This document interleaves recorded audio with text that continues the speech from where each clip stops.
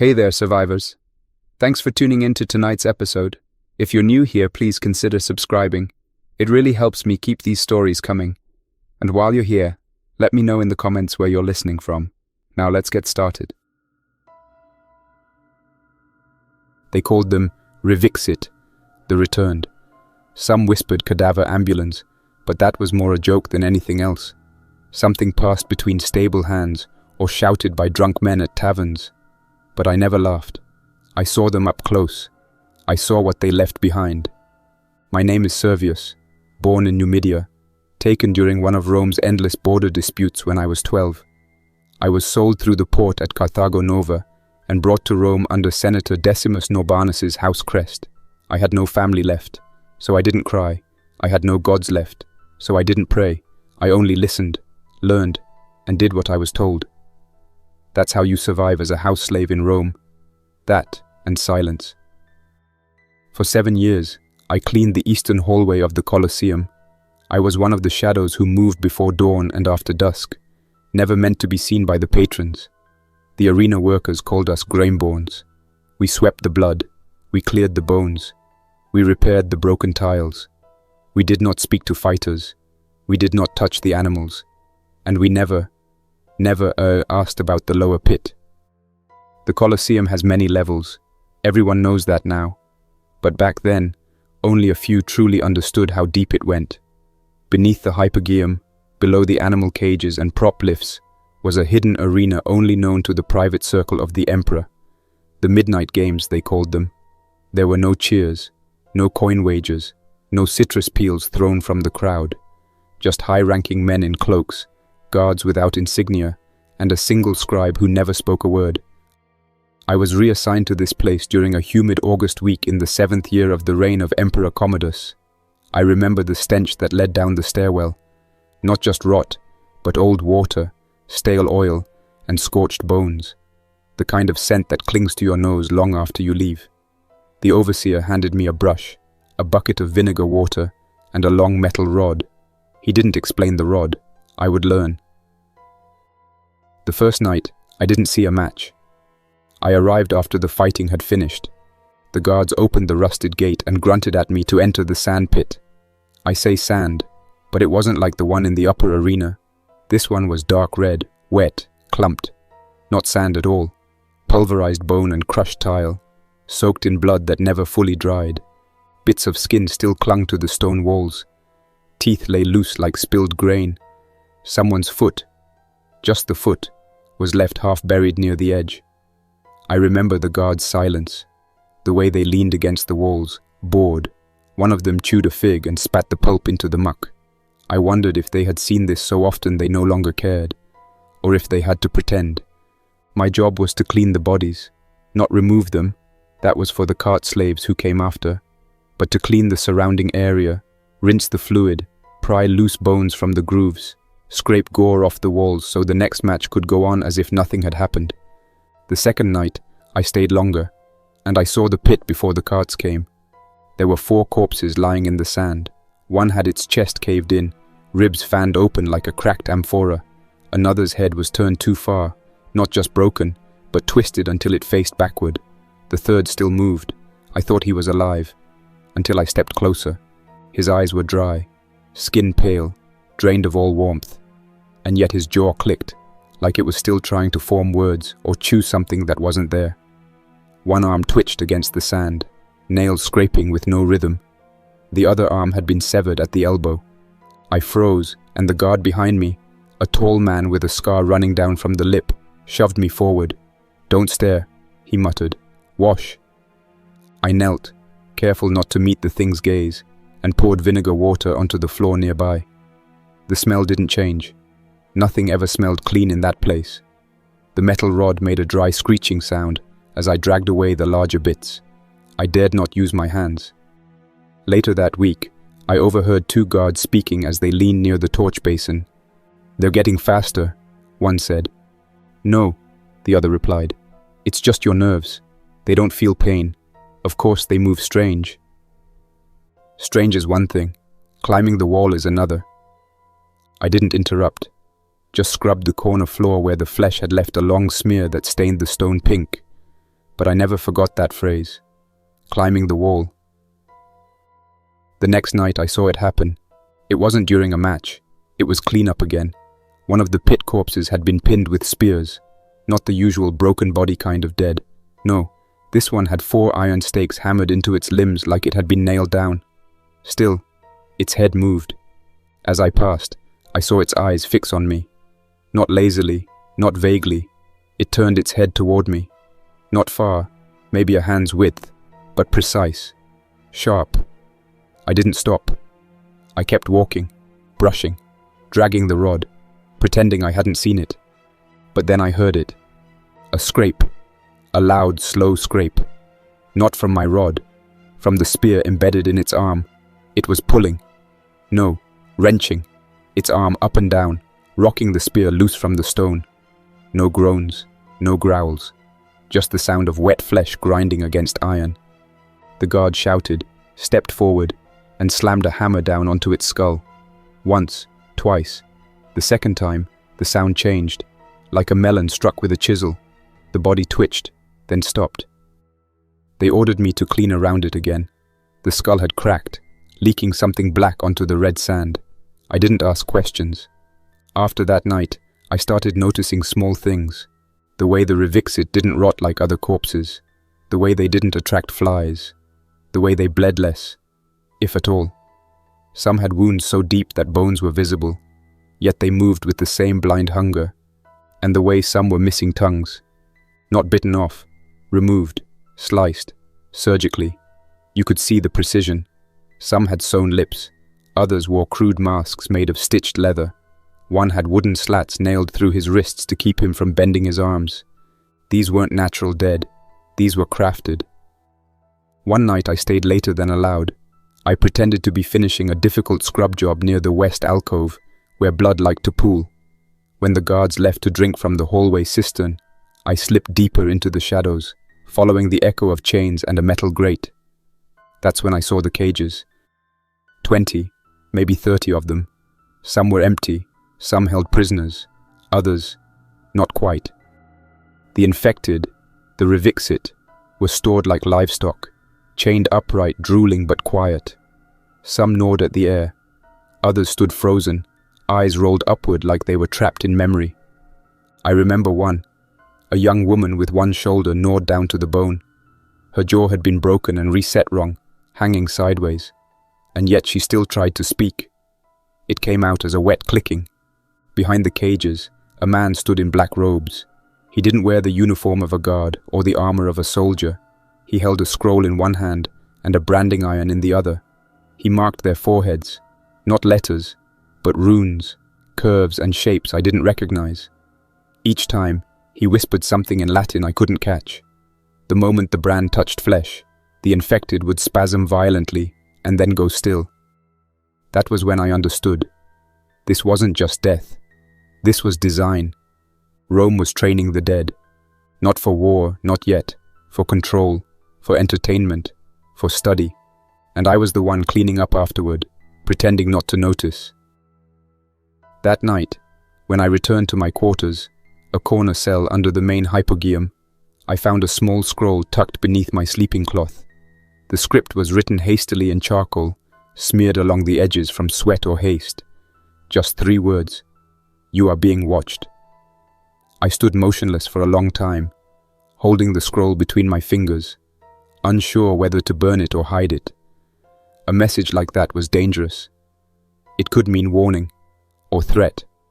Either way, someone had been close enough to reach my cell, close enough to slip in unseen and leave it under my bedding. And I hadn't noticed. I didn't sleep. I sat upright against the far wall, watching the thin slit of light from the corridor torch outside my cell flicker and stretch, dancing across the stone floor like smoke. Every sound in the corridor suddenly mattered. The rats skittering, the clink of a chain swinging from some hook, even the soft thump of shifting weight in a room too close for comfort. I began wondering which of the other workers might have left it. It had to be someone with access, someone who knew the pit. In the days that followed, no one approached me. No whispers, no glances, no strange looks from the other Grimeborns. But I noticed a change in the guards. They stopped grunting orders and began watching longer, their gazes hanging just a few seconds past where they should. The one with the lip scar, the one who had shoved me into the sand weeks earlier, now lingered each time I passed. He'd pick dirt from beneath his nails and watch me like a vulture circling something still breathing. Then came the test. 2 nights later, I was sent into the pit again, but this time during a delivery. That's what they called it, a delivery. I'd heard the term in passing, but this was the first time I was told to be present. There were no games that night, no nobles in cloaks, no sound from above, only a thick silence broken by the grating of iron wheels and the snap of chains being dragged across stone. 2 slaves I didn't recognize were pushing a wooden cart covered in damp cloth. The shape beneath it was unmistakable, something large, bound. The cloth twitched. Once, then again. I was told to sweep the edges while the cart was unloaded. A crude iron cage had already been installed in the pit. One of the iron rods I used for scraping had been left beside it, but this one had a sharpened end, like a spear. The slaves backed away after setting the cart down. A man in dark robes stepped forward, the same one I had seen near the branding cages days earlier. This time I saw his face. He was older, perhaps 60 winters, with a shaved scalp and ink-black symbols tattooed down both sides of his neck. He didn't speak. He simply raised a brass whistle to his lips and blew, though I heard nothing. Whatever sound it made, it wasn't for human ears.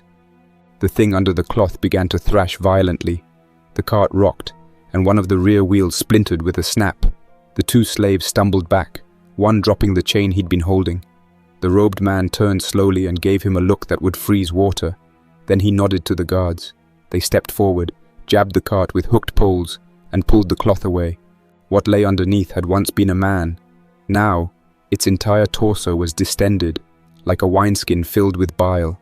The skin along the ribs had ruptured, revealing something dark, mossy green. Its mouth was sewn partially shut with gold thread, but the lips fluttered as it struggled.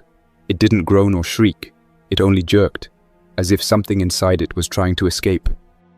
The robed man spoke for the first time. No contact with the vitals, no damage to the chest. Then he turned and left, not waiting to see it caged.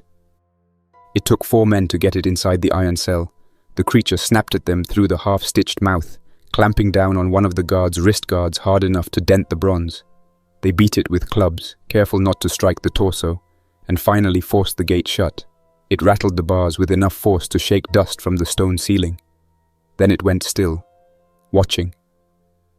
I asked nothing.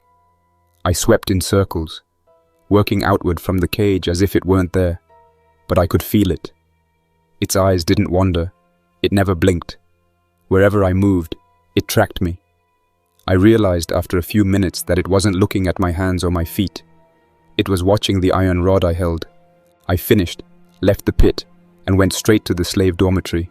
That night, I found another note. No scroll this time. Just a piece of tile scratched with a metal pin. A single message. Some of them remember. I didn't need sleep that night. I needed answers. I waited until the guards changed shifts near dawn. I slipped from my quarters and took the long route behind the cistern chamber, moving under the animal tunnels. I followed the narrow drain trench that led into the inner hypogeum chambers, forbidden even to most arena staff. I'd learned the pattern of the guard rotations by now. They didn't expect Grimeborns to remember things. Down there, beneath the official levels, the air changed. It became heavier, tinged with something metallic and moist.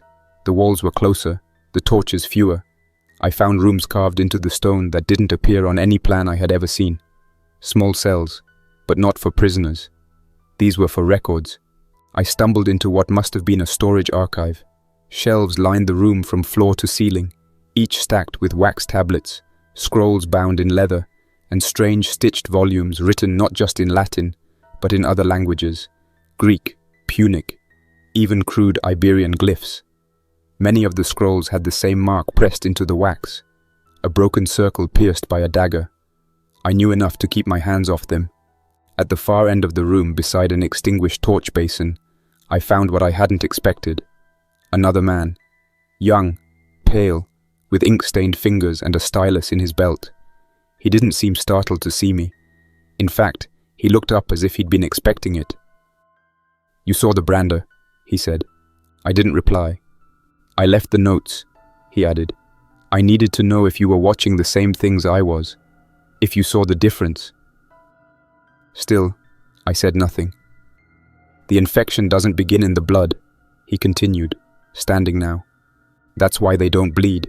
It's the breath, the lungs, or something near them. I've been recording the changes for months. He handed me a rolled parchment. Inside were sketches, incredibly detailed, of the infected bodies. Not just drawings of wounds, but diagrams of the inside. Lungs blackened like soot, spines partially fused, something growing inside the intestines like a root system. One note caught my eye, written in Greek. Spiracles on the tongue. Air goes in, something else comes out. Why show me this? I asked, finally breaking my silence. Because they're losing control. Some of them react to names. A few have shown pain responses. One recognized his own brother in the pit. These are no longer empty vessels. And what are they? He hesitated. Remnants. Of what? I don't know, but I think Rome thought it could use them, and I think Rome was wrong. We parted without names. I returned to my chamber with the sketch, folded it into the lining of my bedding, and waited for morning. When I returned to the pit that night, the creature in the cage was gone. In its place, the floor had been scorched black. The iron bars were melted inward, not outward, as if the heat had come from inside the cage. No one would explain what happened. The guards wouldn't speak of it. One of them had fresh bandages wrapped around both hands. After that, things changed. The matches became more frequent. The carts came more often. The infected became stranger. One gladiator, a Gaul named Brucetus, was thrown into the ring against 3 of them. He had killed many in the regular games, but that night something went wrong.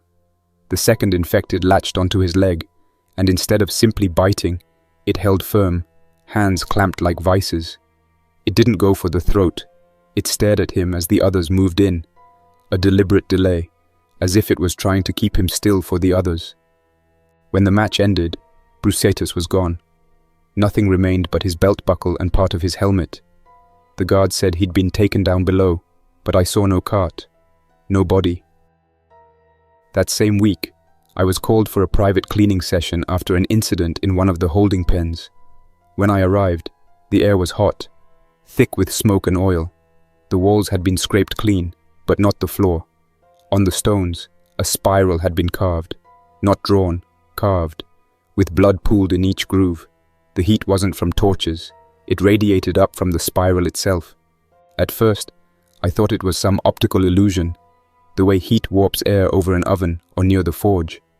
But the closer I got, the more it felt as though the ground was exhaling, like something below the spiral was awake and breathing, drawing warmth up through the carvings, as if feeding on the leftover blood. My feet shifted on the slick stone, and I had to brace myself against the wall with one hand. The texture of it was smooth, too smooth, like it had been freshly polished after being scraped raw. Some cleaning had been done before I arrived.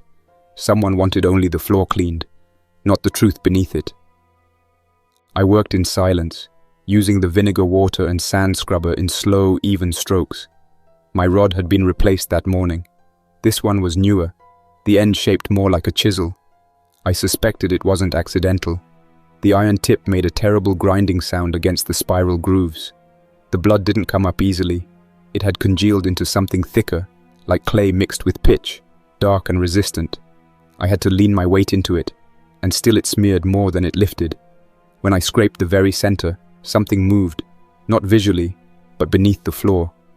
A deep thud, subtle and rhythmic, echoed through the stone. I dropped the rod and backed away slowly, staring at the carved blood spiral, as if it might twist again before my eyes. No one ever returned for me. I stayed in that chamber for hours, unsure if I had been forgotten or intentionally locked in. I didn't test the door. I didn't speak. I sat in the far corner, away from the spiral, knees pulled to my chest, and listened to the slow silence of the ancient stone settle around me. When the guard finally came, he said nothing, just nodded toward the door, as if the room itself had no importance, as if the spiral wasn't still radiating a low warmth behind me. I passed him without a word, climbed back into the passageway, and returned to my quarters where the stench of vinegar and soot had soaked into my tunic. That night, I dreamt of teeth buried in stone, clacking with no jaw. In the days that followed, there were no games. The Colosseum above went quiet. Nobles stayed away. The grain riots had returned to the city center, and whispers of unrest reached even the grimeborns in the lower dormitories. But beneath all that, the pit never stopped. The deliveries increased. I saw carts arriving twice per night, some with bodies still twitching, others with infected bound so tightly in netting that even their eyes were held shut with pitch. I stopped counting the cages. Some were stacked now, double levels, like wine racks in the deep storage rooms of the palace. New symbols had appeared above each row. Not Roman letters, not even Greek. They resembled nothing I had ever learned in my limited time copying scrolls for my first master in Numidia. The black-robed men, there were now at least 4 of them, walked between the cages, measuring limbs, holding glass jars to the infected mouths as if collecting vapor. One of them carried a curved blade, not Roman in shape, and used it to tap each infected on the chest 3 times before marking their cage. I began to realize this was not observation, this was ritual. Late one night, just before the second moonrise, a different kind of delivery arrived. No cart, no wheels, a chained procession of prisoners, led by armed soldiers with no insignia. The men in the chain gang were not the usual criminals. They stood upright. Most wore togas, even if torn. One shouted in Greek, another spat toward the guard and was beaten until he crumpled. These were not thieves or gladiators. They were scholars, senators, possibly even priests. All of them were blindfolded. All of them looked up as they passed, though they could not see, as if they felt us watching. The guards led them down into the eastern corridor, toward the side of the pit that had been previously sealed off, a place I had never been sent to clean, a place with no drains, no torch sconces, no cage hooks, only darkness. The man who had given me the drawings, the scribe, appeared again that night. He was seated near the basin, scribbling something onto a wide parchment with jagged edges. I approached carefully. His ink pot was nearly empty, his eyes sunken. He hadn't slept. "They're feeding it," he said, not looking up. "Feeding what?" He rolled the parchment closed and passed it to me without hesitation. "Take this. Hide it. Not in your bedding. Not in your cell. Burn it if they search you." I unfolded a corner just enough to glimpse the sketch. It wasn't a body. It was a map of the hypogeum, but beneath the recorded levels. Tunnels that looped like intestines. Chambers marked not by Roman numerals, but by symbols from the cages. And at the center, the spiral. A notation read, core, chamber, heart. "Are you sure these are real?" I asked him. He gave a dry laugh. "I copied them from scrolls older than this city, older than Carthage, older than Rome. They match what's beneath the arena." "Where did the scrolls come from?" "East, beyond the Bosphorus. A ruined city where the soil is black and nothing grows. The first experiments came from there. They thought they could bind death. Now they only bind silence." He stood, stretched his back, and vanished into the steam corridors, never once looking behind him. That was the last time I saw him alive. 2 days later, I found his body hanging from the arch outside the supply corridor. It had no marks, no wounds, but his lips had been sewn shut, and his hands, both hands, were missing. The guards claimed he had tried to escape, but I saw the truth. He had learned too much, he had shared too much, and now I was holding the last of what he'd left behind. The parchment burned slowly. I fed it to the furnace in the outer chamber, layer by layer, memorizing what I could. The spiral, the feeding chambers, the bypass tunnel leading out of the Colosseum toward the Tiber. I didn't know how long I had before someone came for me too. I worked quickly that night, cleaning blood from a recent match in the pit. 4 infected had been loosed on a Thracian spearman. He had held his ground longer than most, even severing the jaw of one and blinding another with a splintered spear tip. But when the final blow came, it wasn't from the infected. It came from above. A large stone, dropped from the overhead grate, crushed his leg, and stunned him. The infected swarmed as the guards watched. It wasn't a contest. It was punishment. I knew now the games were never about sport. They were about testing. Which wounds slowed the infected? Which ones enraged them? Did blinding change their orientation? Did they rely on sight, sound, scent?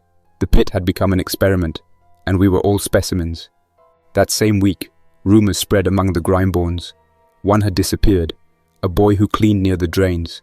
Another, a cook's assistant, found gnaw marks on a sealed grain barrel in the sub-storage. A third, a torch runner, claimed he saw a cage open with no one near it. He was silenced the next morning, his mouth broken with a stone. No one helped him. I returned to the spiral chamber on my own the following night, under the pretense of seeking replacement tools. The floor had changed, not visibly, but the heat was gone. It was cold now, bitter and dry. The spiral was no longer filled with blood. It had sunk into the stone completely, gone, as if consumed. In its place, a single tooth lay at the center, large, human-shaped, but black, glossy. I didn't touch it. I didn't speak. I backed away slowly, listening for the thud beneath the floor that had once felt like breath. This time, I heard nothing. Back in my quarters, the bunk beside mine, once empty, now held a new arrival. He didn't speak. His tunic bore no markings. He had no pack. His hands were soft. Not a laborer, not a fighter. I asked his name. He didn't respond. He turned away and slept with his back to the wall. By morning he was gone, and a note had been left in his place. Tomorrow the gates open. You clean what survives. The handwriting was familiar, neat, careful, like the black-robed men, and the final line, scrawled in the margin, different ink, rushed. Do not let them bite each other. Do not let them remember. I folded the parchment into my tunic and stood at the threshold of my cell for a long time. The torchlight outside the hall flickered blue for a moment, not yellow, just once, then returned to normal. I had lived long enough under the Colosseum to understand when something was out of place. The oil in the torches, the moisture in the limestone, even the behavior of the rats. Everything followed an order. Even the unnatural had its rhythm. But that flicker, it wasn't heat or accident. It was a signal. Maybe not to me, maybe not even from anyone above, but the timing was too precise. That light had been touched. Later that morning, the entire lower complex was silent. No carts arrived. No pit matches were scheduled. No slaves were called to sweep or boil linen. It was as if every level had drawn a breath and held it. In the corridors, men moved without speaking, guards with leather wrapped over their faces, scribes without their writing tools. Even the handlers from the western cages walked without their usual grunts. The spiral chamber was sealed with 2 iron doors, which hadn't been there the night before. No explanation was given.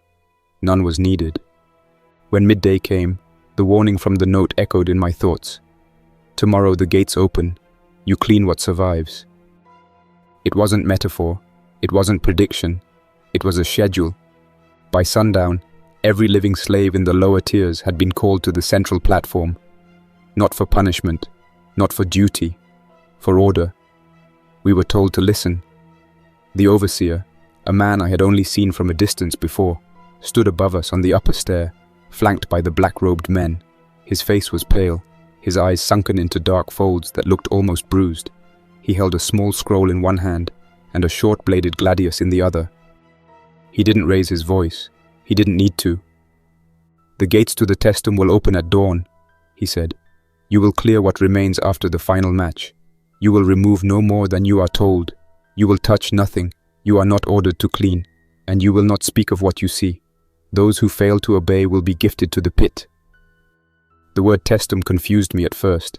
It meant a kiln, a clay oven, but in this place, it meant something else. Something deeper. Something built for burning, not bread, but flesh. We were each given a leather mask, soaked in vinegar and sealed over the nose and mouth with wax. Not for infection, I realized. These were for the smell.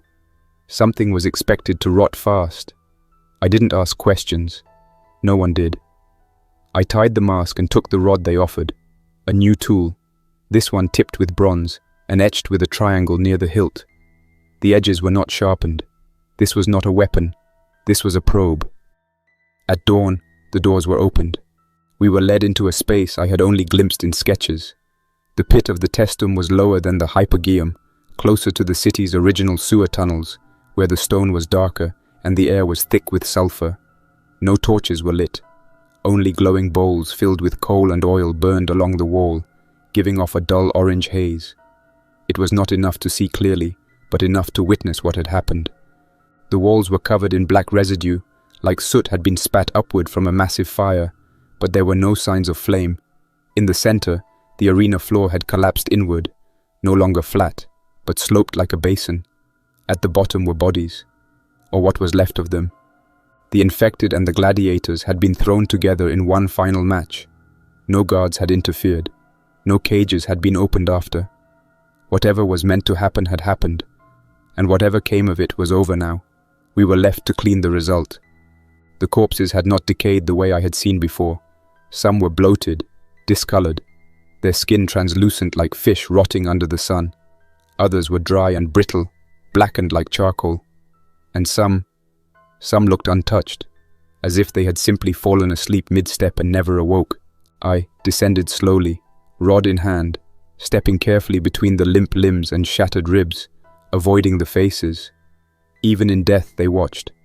One figure, a man I recognized from the upper games, had no eyes, and yet his sockets seemed to follow me. Another, a woman with one arm torn off and the other reaching upward, had her mouth sewn shut with fresh thread. She hadn't been a fighter. She had been added to the match for something else. As I walked, I saw the others beginning their grim task, scraping loose flesh, collecting teeth, burning fragments that twitched too long. It was methodical, mechanical, but I couldn't ignore the pit itself, the way the stones trembled faintly, the way the air vibrated, like a drumbeat too low for ears. I bent down near one of the larger bodies to inspect a mark I hadn't seen before. Carved into the base of the infected's throat, just below the collarbone, was a spiral. Not painted, not etched by blade. It looked grown, like the skin had shifted to form the shape naturally. A raised ridge, precise and perfect, like a birthmark from something that was never born. I touched it with the bronze tip of my rod. For an instant my vision blurred, not forward, but inward. I don't know how else to explain it. It was as if my thoughts folded. I tasted iron. The rod clanged against the stone as I pulled back. And from somewhere deep in the chamber, a voice. Not loud, not human, not spoken. A shape in my mind, not a word. But if I had to give it a name, I would call it one thing. Remember. I stood and staggered back, nearly slipping on a cracked tile. Another slave looked up at me, his mask loose, his eyes wide with confusion. He hadn't heard it. No one else had stopped. Whatever it was, it had been meant for me. I didn't speak of it. I kept working. I finished my circuit and returned to the upper platform by mid-morning. The bodies were being collected into sealed wagons, sealed from the inside, with no ventilation. I watched one of the carts twitch before the rope was knotted. We were dismissed without a word. That night, I found my bunk burned, my bedding gone, the wall above it scraped clean. Another note awaited me nailed to the wooden beam. You felt it. They saw. You do not belong here now. Go to the drains. Third rung past the cistern. Wait until the water stops. Take nothing with you. The handwriting was different, sharper. Someone knew. I obeyed. The drains beneath the cistern fed into the outer tunnels of Rome, access points used only during winter floods or by smugglers.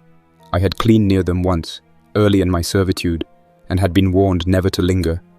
When I reached the third rung, the trickle of water that usually ran through the trench was dry. No rats, no moss, no sound. I climbed down and waited. After some time, a light appeared, a small glass lamp carried by a figure in dark cloth. Not a robe, not a guard, a woman. She didn't speak until she was close. I helped the scribe, she said. I was a reader in the palace library. He smuggled his notes to me through the kitchen ash buckets.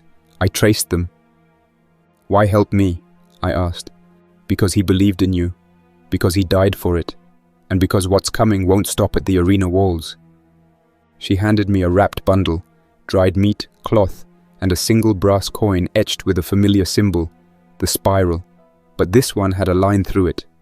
A mark of the unfed, she explained, those who reject the offering. Where do I go?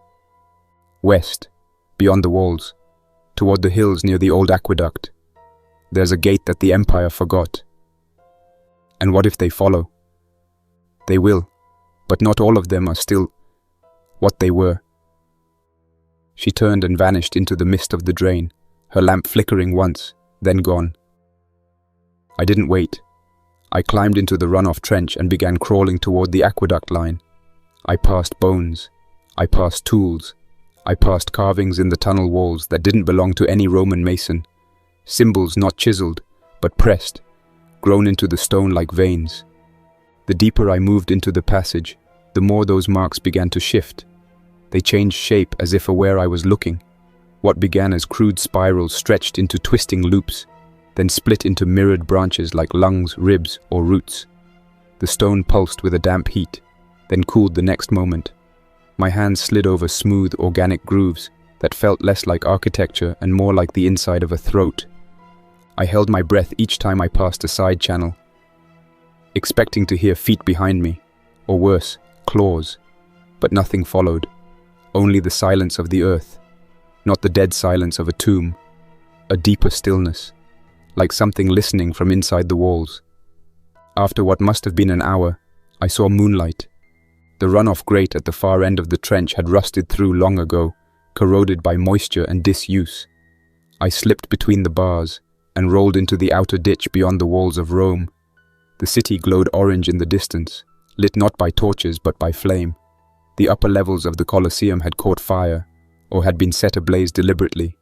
Smoke curled into the sky like the fingers of a buried god reaching for breath. I ran, not toward the city, not toward the gates. I followed the direction the woman had given me, west, toward the hills near the old aqueduct. The ground was rocky and uneven, carved by goat paths and the occasional farmer's trench. I kept low. Rome had eyes even here. By the second night I found the gate. It wasn't much, a half-buried arch near the base of a collapsed villa wall. Not brick, but volcanic stone, older than the aqueduct itself. The lintel bore no Latin inscription, only a weathered carving of the spiral with a single line etched across its center. I traced it with my fingers. It felt dormant, like cooled wax. The interior led to an overgrown tunnel descending at an angle, then widened into a chamber large enough for 10 men.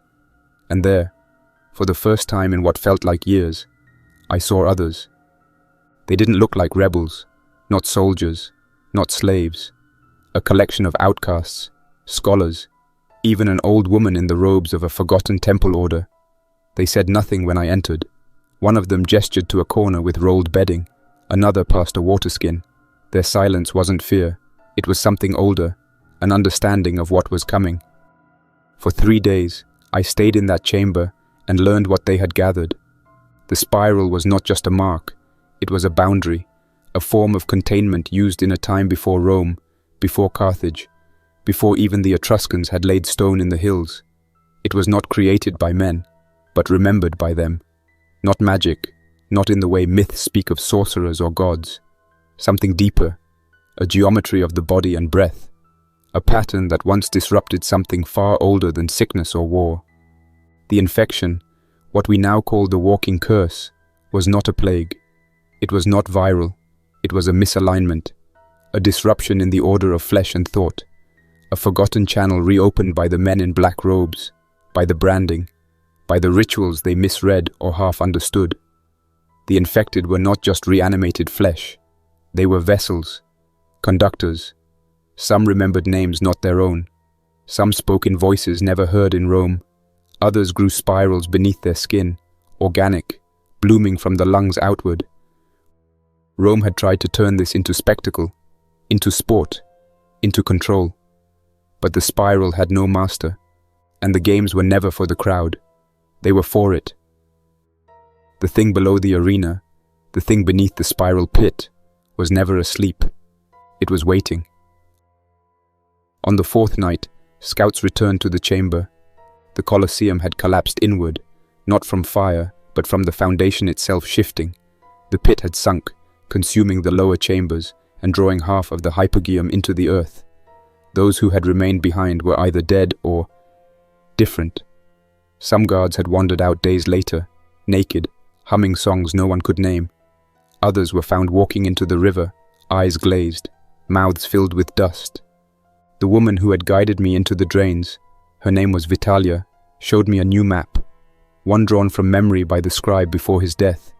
It showed spiral locations not just in Rome, but scattered throughout the empire, near Alexandria, on the edge of the Rhine, beneath the sands of Leptis Magna, and in the deep stone of Londinium, all connected by trade routes, all recently marked by outbreaks of strange illness, all marked by fire.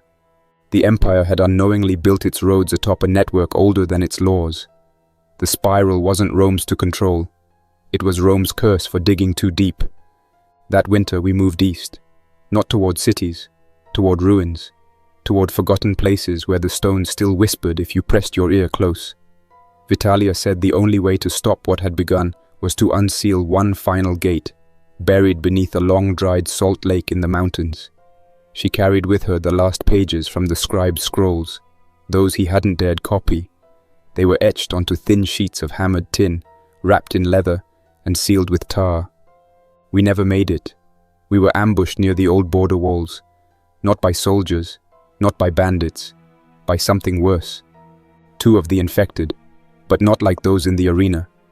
These did not groan. They didn't lurch. They moved in silence, their mouths shut tight by ancient bronze wire, their eyes tattooed with black ink. Their bones clicked softly with every step, like counting tools. When one touched the stone arch nearby, the spiral from the wall above shifted. The infected spoke through it, not aloud, but by gesture. Their fingers traced curves in the dust that pulsed faintly with light. One of the men in our group, an old scholar from Delos, screamed and dropped his torch. It ignited the brush, and in the chaos I ran. I didn't stop. Not even when I heard the clicking grow louder behind me. Not even when I saw Vitalia fall. When I awoke, it was dawn. I was alone, and the spiral had been carved into the inside of my left palm. I hadn't touched the stone. I hadn't let them near me. But there it was. Faint, pale like scar tissue. Undeniable. The curve looped inward, precise, a spiral, shallow and imperfect, as if drawn by heat from beneath the skin rather than etched by blade or ink. I stared at it in the firelight that night, trying to convince myself it was just a burn from the camp torch, a blister from the rope, anything else. But I knew the shape. I'd scrubbed it from floors. I'd seen it bloom in flesh. It wasn't new. It was returning. I left at dawn, alone. I followed the roads east, then cut south through small villages and empty way stations. No more roads, no more questions. At every post where an imperial seal hung, I avoided eye contact. I shaved my beard. I traded my belt for a dull tunic and walked as a beggar until I reached the coast. By then, the fever had passed. The mark faded, then re-emerged faintly days later. No larger, no redder, just there. In Neapolis, I signed onto a cargo galley under the name Marcus. They didn't ask where I was from. They needed backs to load wine jars and arms to lift timber. I gave them both and kept my head down. The sea was colder than I expected, and the wind off the bow reminded me that the world beyond Rome still moved, still breathed, unaware of the pit and what had stirred beneath it. Months passed. The mark didn't grow. No more dreams. No voices. Just dull aches in the bones some nights, and a tightness in the skin when I closed my fist too hard. Nothing more. One evening, docked near Syracuse, I sat on the hull and watched the harbor. Lanterns flickered across the black water, and I listened to the others speak of taxes, storms, bad coin. One of the sailors pointed out a stretch of the horizon where he claimed a town once stood, swallowed by the sea after an earthquake. He spoke like it was a ghost story. It wasn't fear I felt, just the steady knowing that nothing stays buried, not cities, not mistakes. That night before sleep, I looked at my hand again under the dim lamplight. The spiral was still there, faint as a healed burn. No glow, no pulsing, no strange sensation. Just a mark, a scar, and nothing else ever happened. I kept working, I kept quiet, and I never went back to Rome. That's all for now. Thanks for listening. If you enjoyed this story, don't forget to like and subscribe for more unsettling creepypastas. Your support keeps my channel alive. Until next time, stay quiet, stay vigilant, and trust nothing, not even the silence.